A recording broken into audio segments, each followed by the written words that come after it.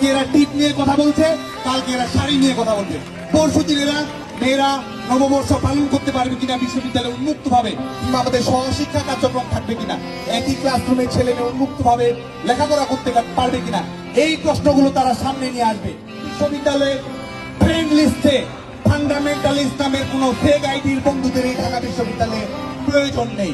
এই আমরা মনে করি যে এরা টাইম লাইনে একরকম, ইনবক্সে আরেক রকম।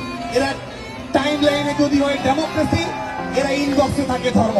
এরা টাইম লাইনে যদি হয় লিবারেল, এরা ইনবক্সে কনজারভেটিভ। এরা টাইম লাইনে কাওয়ালি, ইনবক্সে তালেবানি। এই ফেক আইডির বন্ধুদের বিরুদ্ধে ঢাকা বিশ্ববিদ্যালয়ের শিক্ষার্থীদেরকে রুখে দাঁড়াতে হবে।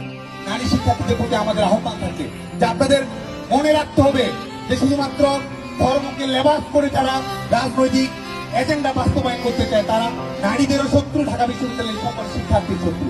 ঢাকা বিশ্ববিদ্যালয়ের শিক্ষার্থীরা অবরোধবাসিনী হওয়ার জন্য এখানে আসেনি। ঢাকা বিশ্ববিদ্যালয়ের নারীরা সুলতানার স্বপ্ন বাস্তবায়ন করার জন্য ঢাকা বিশ্ববিদ্যালয়ে এসেছে।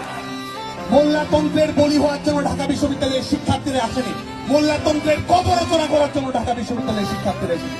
ছাত্র সমাজের প্রতি আমাদের উদাত্ত আহ্বান থাকবে যে আপনারা যার যার জায়গা থেকে হলে, ক্যাম্পাসে, করিডোরে, শিক্ষা প্রতিষ্ঠানে এই ধর্মান্ধ তাবেদার শক্তির বিরুদ্ধে রুখে দাঁড়ান।